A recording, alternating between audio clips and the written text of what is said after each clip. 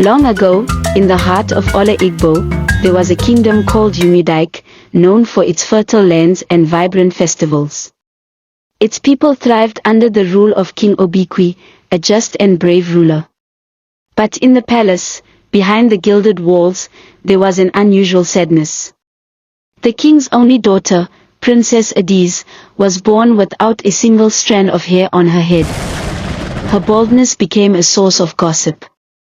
In a land where thick, lustrous hair was celebrated as a symbol of beauty and fertility, Adiz's condition was seen as an omen.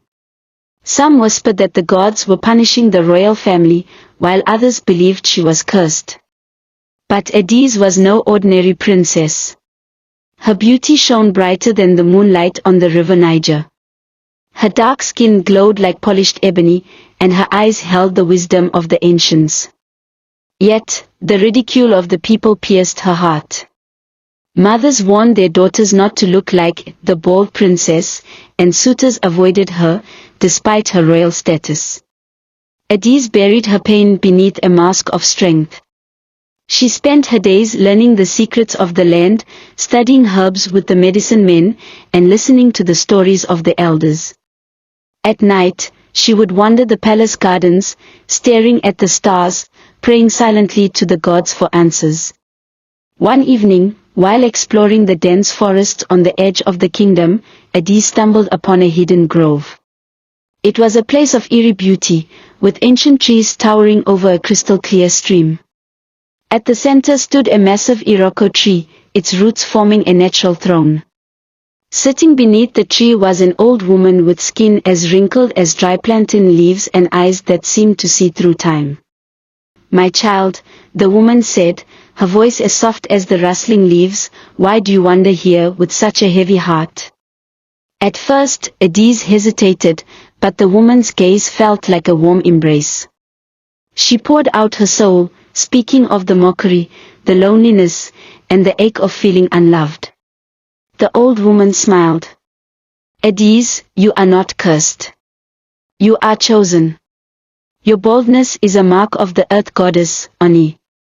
When the time comes, you will bring salvation to your people.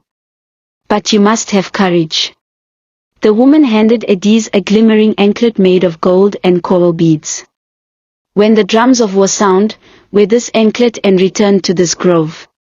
The gods will reveal your destiny." Before Adiz could respond, the woman vanished, leaving behind only the faint scent of wildflowers. Months later, Umudike faced its greatest peril. A neighboring kingdom, jealous of their prosperity, launched a surprise attack. The invaders were ruthless, burning villages and capturing farmlands. King Umudike's warriors were brave but outnumbered, and fear gripped the kingdom. One fateful night, as the royal council debated surrender, Adiz had a vivid dream. The old woman appeared, her voice echoing like thunder, "The time has come. Lead your people to the grove." At dawn, Adiz approached her father. "Papa, allow me to lead the warriors," she said. The council erupted in outrage. "A woman? And one without hair? She will doom us," they cried. But Adiz stood firm, her voice steady. "I am not asking for permission. The gods have spoken to me. If we do nothing, we will all perish."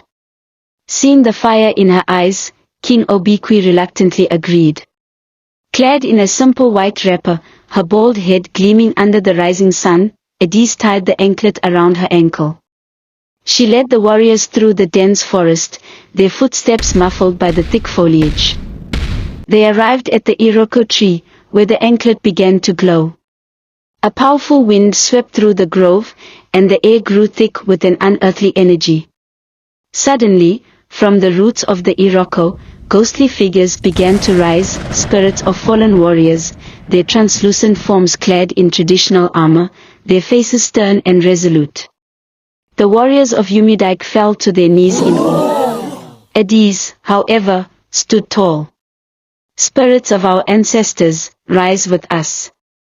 Fight for your people once more." With a deafening roar, the spirits joined the living warriors. Together, they marched to the battlefield. The enemy was unprepared for what awaited them. The warriors of Umudike fought with renewed vigor, their courage bolstered by the spirits at their side. Adise, wielding only a spear, moved like a force of nature. Her bald head shone in the sunlight, a beacon of hope for her people and a symbol of terror for her enemies. As the battle raged, the anklet glowed brighter, and the earth itself seemed to fight for Adise. The ground beneath the invaders cracked, swallowing their chariots. The trees bent their branches, striking down enemy soldiers.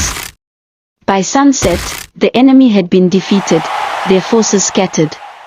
When Adise returned to the palace, the people of Umudike greeted her with songs of praise. The same mouths that once mocked her now called her a savior. Her bald head, once a source of shame, became a symbol of divine favor and unmatched courage.